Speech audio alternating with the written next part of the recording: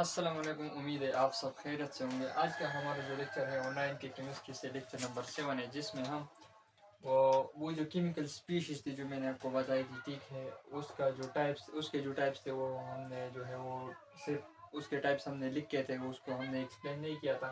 तो आज के लेक्चर में उस केमिकल स्पीशीज़ के जो टाइप्स हैं, ये मतलब आयन है, ठीक है, इसके अलावा कैटायन है, एनायन है और मॉलिक्यूलर आयन और फ्री रेडिकल जो है, इसके बारे में आज हम पढ़ेंगे। ये बहुत जो है बेसिक और मेन चीज़ है। अगर आपको इसके बारे में पता नहीं है तो आप जो है वो आगे जो टॉपिक्स आते हैं तो आप फिर उसको नहीं समझेंगे। तो सबसे पहले आपने इन सबको जानना होगा, ठीक है। तो सबसे पहले हमारे साथ जो आता है तो केमिकल स्पीशी, एक बार फिर मैं आपको बता दूं कि केमिकल स्पीशी हमारे साथ वो सब्सटेंस या वो चीज़ें होती है जो हमारे साथ एक केमिकल रिएक्शन में हिस्सा लेती है, ठीक है। तो सबसे पहले जो आता है वो है आयन। आयन क्या चीज़ है? आयन हम इस तरह से भी कह सकते हैं कि यार एक चार्ज को, ठीक है, एक चार्ज को हम आयन कह सकते हैं, ठीक है। एक चार्ज बॉडी को या एक चार्ज को हम आयन कहते हैं। आयन हमारे साथ क्या है? Any particle which takes charges either negative और पॉजिटिव बाय गेन और लॉस ऑफ इलेक्ट्रॉन। तो सबसे पहले आयन जो हुआ हमारे साथ एक चार्ज बॉडी हुआ। अब जो आयन है वो बनते कैसे है? तो आपको पता है, सबसे पहले अगर मैं आपको बताता चलूं कि यार हमारे पास जो एटम होता है, ठीक है,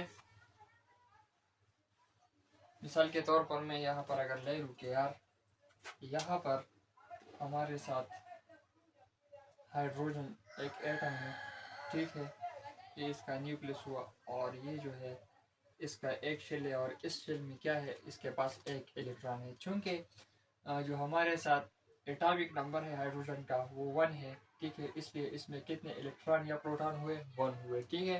तो इलेक्ट्रॉन और या प्रोटॉन की तादाद हमें क्या बताती है? कौन सी चीज़ बताती है? एटॉमिक नंबर हमें बताती है, ठीक है।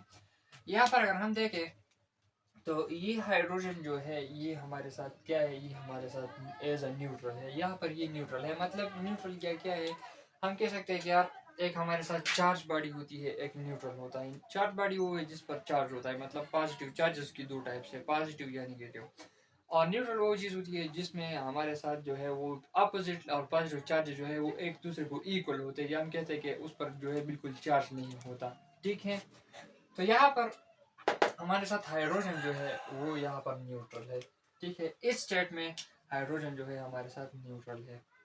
अगर हम यहाँ पर देखें तो इसके साथ अगर दूसरा हाइड्रोजन एटम जो है हम लिख ले,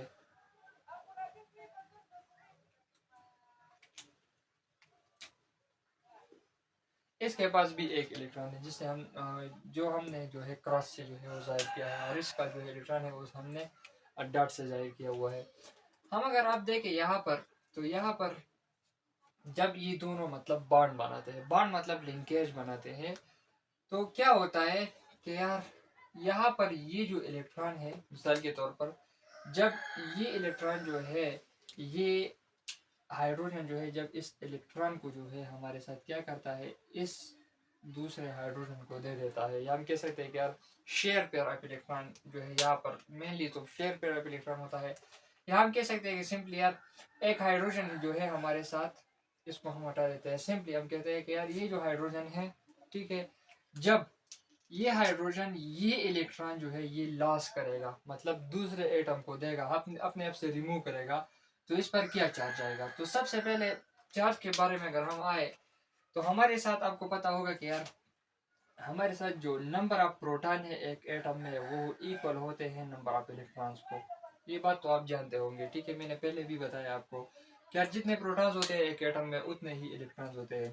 तो यहाँ पर अगर आप देखें, अगर हम एक एटम से जो है वो इलेक्ट्रॉन रिमूव करते हैं, ठीक है, मतलब हम निगेटिव चार्ज को रिमूव करते हैं, ठीक है, यहाँ पर अगर हमने इस नेगेटिव चार्ज को रिमूव कर दिया तो यहाँ पर इसमें कौन सा चार्ज जो है वो बाकी रह गया? तो यहाँ पर अगर हम देखें तो हमने जो है वो नेगेटिव चार्ज को कम कर दिया, मतलब इलेक्ट्रॉन को कम कर दिया, तो यहाँ पर प्रोटॉन जो है वो ज़्यादा हो गए, मतलब पॉजिटिवली चार्ज ज़्यादा हो गया। तो यहाँ पर इस एटम पर कौन सा चार्ज आएगा? इस एटम पर जो है हमारे साथ पॉजिटिव चार्ज आएगा। क्यों पॉजिटिव चार्ज आएगा? अब क्या पर देखिए, क्योंकि यहाँ पर इलेक्ट्रॉन का जो चार्ज है वो प्रोटॉन चार्ज मतलब पॉजिटिव और नेगेटिव चार्ज जो है वो इक्वल है। यहाँ पर नेगेटिव चार्ज जो है रिमूव हो गया, तो मतलब पॉजिटिव चार्ज ऑटोमेटिकली ज्यादा हो गया, मतलब इलेक्ट्रॉन की चार्ज, नेगेटिव चार्ज कम हो गया तो पॉजिटिव चार्ज ज्यादा हो गया। तो जब एक एटम जो है वो इलेक्ट्रॉन जो है लूज करता है, जब एक एटम इलेक्ट्रॉन लूज करेगा मतलब रिमूव करेगा, तो उस पर कौन सा चार्ज आएगा? पॉजिटिव चार्ज आएगा। ठीक है। इसके अलावा जब एक एटम, मिसाल के तौर पर ये इलेक्ट्रॉन जो है, जब एक एटम ये इस इलेक्ट्रॉन को गेन करता है, मतलब हाइड्रोजन एक और इलेक्ट्रॉन को गेन करता है, ठीक है। जब हाइड्रोजन एक और इलेक्ट्रॉन को गेन करेगा, ठीक है, तो यहाँ पर क्या हुआ, यहाँ पर इसने गेनिंग ऑफ इलेक्ट्रॉन के, मतलब यहाँ पर आप फिर से देखें कि नंबर ऑफ प्रोटॉन मतलब पॉजिटिव और नेगेटिवली चार्ज एक दूसरे को इक्वल है। तो यहाँ पर हमने नेगेटिव चार्ज को ऐड कर दिया, मतलब नेगेटिव चार्ज को हमने ज्यादा कर दिया। तो जब नेगेटिव चार्ज ज्यादा होगा तो पॉजिटिव चार्ज क्या हुआ? कम हुआ। तो इसके निस्बत से चूंकि आप देखें नेगेटिव चार्ज ज्यादा हो गया, तो जब एक एटम जो है वो इलेक्ट्रॉन गेन करेगा तो उस पर कौन सा चार्ज रहेगा? उस पर नेगेटिव चार्ज आएगा। नेगेटिव चार्ज क्यों आएगा? क्योंकि उसमें नंबर ऑफ इलेक्ट्रॉन जो है वो ज्यादा हो जाएंगे। यहाँ पर अगर हम देखें तो मैंने आपके लिए ये पॉइंट लिखा भी है कि यार जब एक एटम जो है एज अ होल न्यूट्रल होता है, जब वो एक इलेक्ट्रॉन को लॉस करेगा या गेन करेगा तब जो है वो आयन बनेगा, मतलब उस पर चार्ज रहेगा। तो ये जो चार्ज बॉडी हुआ, मतलब अगर हम देखें तो इस हाइड्रोजन पर अगर ये पॉजिटिवली चार्ज आ गया, ठीक है, अगर हम इसके साथ क्लोरीन देख लें कि यार क्लोरीन ने जो है उस हाइड्रोजन का जो एक इलेक्ट्रॉन गेन कर लिया, तो इस पर नेगेटिवली चार्ज आ गया। तो यहाँ पर देखिए ये दोनों जो है ये आयन्स बन गए हैं यहाँ पर, ठीक है। पहले न्यूट्रल थे, जब इस हाइड्रोजन ने इलेक्ट्रॉन जो है रिमूव कर दिया और उस क्लोरीन ने जो है वो इलेक्ट्रॉन ले लिया, तो यहाँ पर क्या हुआ, इस पर पॉजिटिवली चार्ज आ गया क्योंकि इसमें पॉजिटिव चार्जेस ज्यादा हो गए, और इस पर जो है नेगेटिव चार्ज आ गया क्योंकि इसमें नेगेटिव चार्जेस ज्यादा हो गए। तो इस वजह से जो है ये आयन बन गए, ठीक है। तो ये थी आयन के बारे में एक अहम जो है बात है, ठीक है, अहम थोड़ी सी बातें थी आयन के बारे में। यहाँ पर देखें एटम जब न्यूट्रल एज होल न्यूट्रल होता है, जब वो इलेक्ट्रॉन लूज करेगा तो उस पर कौन सा चार्ज आएगा? पॉजिटिव चार्ज आएगा। और जब वो एक इलेक्ट्रॉन जो एटम जो है वो इलेक्ट्रॉन गेन करेगा तो उस पर नेगेटिव। क्यों नेगेटिव? मैंने आपको बताया कि उसमें नेगेटिव चार्जेस ज्यादा हो जाते हैं। अब हम आते हैं कि यार ये कैटायन और एनाइन क्या चीज़ है। आपने याद रखना है कि यार आप अगर देखें तो इसके नतीजे में कैथोड एनोड आपके जो है वो सामने आया होगा या जो है अगले लेक्चर्स में जो है वो नेक्स्ट चैप्टर्स में आएगा, ठीक है। तो इस दोनों के अपोजिट है। कैथोड जो है कैथोड, ठीक है, ये निगेटिवली चार्ज होता है, ठीक है, और एनोड पॉजिटिवली चार्ज होता है। लेकिन यहाँ पर कैटायन और एनाइन इसके अपोजिट हैं। कैटायन हम सिंपली इस तरह से कह सकते हैं कि यार जब एक एटम जो है वो इलेक्ट्रॉन लूज करे, मतलब जिस एटम पर पॉजिटिवली चार्ज होगा वो हमारे साथ क्या होगा? कैटायन होगा। सिंपल सी बात है। The ion which loses electron from its outermost shell and gain positive charge is called cation. Simple सी बात है कि यार वो एटम, ठीक है, जो हमारे साथ जो इलेक्ट्रॉन है वो लूज करेगा, जब आपको पता है जब इलेक्ट्रॉन लूज करेगा तो उस पर पॉजिटिवली चार्ज आएगा, तो वो पॉजिटिवली चार्ज बॉडी या पॉजिटिवली चार्ज एटम को हम कह सकते हैं कि यार ये कि हमारे साथ क्या है? कैटायन है। सिंपल सी बात है। अगर हम यहाँ पर देखें, यहाँ पर हाइड्रोजन है, इसमें एक इलेक्ट्रॉन है, ठीक है, मैंने आपको यहाँ पर इसका स्ट्रक्चर भी ड्रा किया हुआ है। तो हाइड्रोजन जब ये एक इलेक्ट्रॉन जो है वो क्या करेगा? इलेक्ट्रॉन लूज करेगा। +1 ई मतलब क्या है कि यार इसने ये इलेक्ट्रॉन लूज किया, तो यहाँ पर ये जो H पॉजिटिव क्यों बन गया, मैंने आपको पहले ही बताया H+ क्यों बन गया, ठीक है, क्योंकि इस पर प्रोटॉन ज्यादा हो गए, इलेक्ट्रॉन जो है इसमें कम हो गए। तो यहाँ पर ये क्या हुआ? ये हमारे साथ कैटायन बन गया। सिंपल सी बात है। यहाँ पर अगर हम एनाइन में देखें तो उसका अपोजिट है। एनाइन क्या होगा? एनाइन हमारे साथ वो एटम या वो सब्सटेंस होगा जो हमारे साथ जो इलेक्ट्रॉन लूज किया हुआ इलेक्ट्रॉन है वो गेन करेगा और नेगेटिवली चार्ज उस पर आएगा, तो वो हमारे साथ क्या होगा? एनाइन होगा। द आइन, क्योंकि हमारे साथ एनाइन और कैटायन, हम आइन मैंने आपको पहले ही बताया, तो ये सब जो बातें होगी ये आइन की होगी, ठीक है। तो यहाँ पर एनाइन कैटायन में भी आइन के जो है हमारे साथ बहस आएगा और एनाइन में भी जो है आइन का बहस आएगा। तो यहाँ पर the ion which gains an electron from its outermost shell and gain negatively charge is called a anion। तो सिंपल सी बात होगी कि यार वो एटम जो हमारे साथ इलेक्ट्रॉन को गेन करेगा, इलेक्ट्रॉन के गेनिंग से उस पर नेगेटिवली चार्ज रहेगा, तो नेगेटिवली चार्ज बॉडी हमारे साथ क्या होगी? वो एनाइन होगी। सिंपल सी बात हुई कि कैटायन हमारे साथ जो है वो क्या है? हमारे साथ पॉजिटिवली चार्ज बॉडी है, बस सिंपल सी बात, ठीक है। और एनाइन हमारे साथ क्या है? वो है नेगेटिवली चार्ज बॉडी है, ठीक है, बस सिंपल सी बात ये है। यहाँ पर अगर आप देखें तो F ने एक इलेक्ट्रॉन को गेन कर लिया, +1 E का मतलब है कि इसने एक इलेक्ट्रॉन को गेन कर लिया। तो ये क्या बन गया, F नेगेटिव। यहाँ पर अगर आप देखें तो इस पर चार्ज नहीं है, ये आयन नहीं है, ठीक है। लेकिन जब इसने इलेक्ट्रॉन गेन कर लिया तो ये क्या बन गया, आयन बन गया। तो हम कहते हैं कि आयन तब बनते हैं जब एक एटम इलेक्ट्रॉन को गेन करेंगे या लूज करेंगे, ठीक है।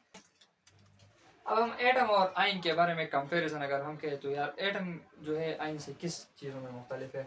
तो एटम अगर हम देखें तो एटम न्यूट्रल होता है, ठीक है। सबसे पहला पॉइंट जो है एटम न्यूट्रल होता है, मतलब क्या है कि उसमें जो है पॉजिटिवली चार्ज नेगेटिवली चार्ज को जो है इक्वल होते हैं, या उसमें number of proton number of electrons को इक्वल होते हैं। आयन में अगर हम देखें तो आयन में क्या होता है, इट हैज चार्ज बनता तब है जब एक एटम इलेक्ट्रॉन गेन करेगा या लूज करेगा। तो यहाँ पर अगर आप देखें तो जब एक एटम इलेक्ट्रॉन जो है वो गेन करेगा तो उस पर नेगेटिवली चार्ज आएगा, जब लूज करेगा तो पॉजिटिवली चार्ज आएगा।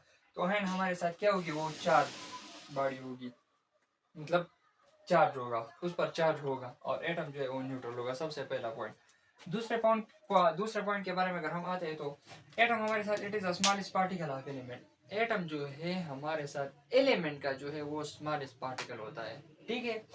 और आयन जो है ये हमारे साथ smallest unit of ionic compound होता है, ठीक है। यहाँ पर एटम जो है हमारे साथ क्या है, वो स्मॉलेस्ट पार्टिकल है एटम का। और अगर आयन को अगर हम देखें तो आयन हमारे साथ स्मॉलेस्ट यूनिट है आयनिक कंपाउंड का। क्योंकि आयन है तो ये किस कंपाउंड का होगा, आयनिक कंपाउंड। थर्ड जो पॉइंट है हमारे साथ क्या है कि एटम जो है इट कैन या can not exist freely in nature. Atom जो है बाज़ औक़ात फ्रीली नेचर में हो भी सकते हैं जब इसके इर्द गिर्द जो है दूसरे एटम ना हो कि यार वो उसके साथ रिएक्शन कर ले। ये प्री भी जो है एग्जिस्ट कर सकता है और बगैर जो है वो फ्रीली जो है वो भी एग्जिस्ट कर सकता है। और आयन जो है वो फ्रीली एग्जिस्ट नहीं कर सकते। अब हम आते हैं कि यार मॉलिक्यूलर आयन क्या चीज़ है। तो मॉलिक्यूलर आयन जैसे कि आप नाम से जाहिर है मॉलिक्यूलर आयन, मॉलिक्यूलर आयन जैसा ही नाम से जाहिर है कि यार मॉलिक्यूलर आयन। तो मॉलिक्यूलर आयन क्या चीज़ है, व्हेन अ मॉलिक्यूल लूज और gain in electron and become ion that is called molecular ion. Simple सी बात है, जब मतलब the ion of molecule, simple सी बात ये कि यार द आयन ऑफ मॉलिक्यूल मतलब ये कि जब एक मॉलिक्यूल जो है वो हो हमारे साथ इलेक्ट्रॉन गेन करेगा या लूज करेगा उसको हम कहेंगे मॉलिक्यूलर आयन। वो सारी बातें वो पिछली वाली बातें होगी कि यार जब जब एक मॉलिक्यूल जो है वो जो इलेक्ट्रॉन लूज करेगा तो उस पर पॉजिटिवली चार्ज आएगा, जब इलेक्ट्रॉन गेन करेगा तो हमारे साथ क्या होगा, उस पर नेगेटिवली चार्ज आएगा उस मॉलिक्यूल पर। ये वही बातें होंगी, ठीक है। अगर हम देखें तो मॉलिक्यूलर केटाइन, फिर से वही बात हुई कि यार मॉलिक्यूलर केटाइन जो है वो क्या होगी, वो पॉजिटिव चार्ज होगी, मॉलिक्यूलर एनाइन नेगेटिवली चार्ज होगी। मतलब उसने जब एक मॉलिक्यूल जो है इलेक्ट्रॉन लूज करेगा तो वो हमारे साथ क्या होगा, उस पर पॉजिटिवली चार्ज आएगा, वो केटाइन बनाएगा।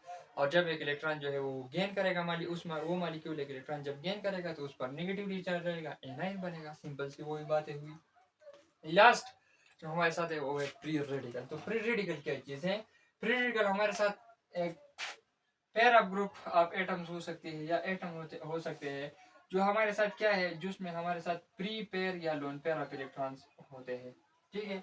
वो हो एटम्स, ठीक है, जिसमें हमारे साथ जो है वो प्री इलेक्ट्रॉन्स होते हैं, उसको हम प्री रेडिकल कहते हैं। प्री रेडिकल तब बनता है जब प्री रेडिकल अगर आप देखें ना तो प्री रेडिकल जो है हमारे साथ जब एक कंपाउंड ऑलरेडी बना हुआ होता है, ठीक है, उसके ब्रेकडाउन से क्या होता है, जब उसके ब्रेकडाउन से उसके एटम जो है वो जुदा हो जाते हैं तो वो मिसाल के तौर पर अगर आप यहाँ पर देखें इस एग्जांपल में तो यहाँ पर ये जो CH4 है मीथेन है ये यहाँ पर स्टेबल है। अगर आप देखें तो जब अगर हम इस CH4 को ब्रेक करेंगे, ठीक है, तो इसके नतीजे में क्या होगा, इसके नतीजे में एक हाइड्रोजन इससे रिमूव अगर हम करेंगे, ठीक है, तो वो हाइड्रोजन जब क्लोरीन के साथ रिएक्ट करेगा तो वो बहुत तेजी से रिएक्ट करेगा, क्योंकि ये यहाँ पर दो रेडिकल बन गए, ठीक है। पहले जो है हाइड्रोजन रेडिकल मतलब यार ये बहुत एक्साइट हुआ कि यार मैं फिर से बॉन्ड बना लूँ, और यहाँ पर CH3 भी बहुत ज्यादा एक्साइट हुआ कि मैं फिर से वही बॉन्ड बना लूँ।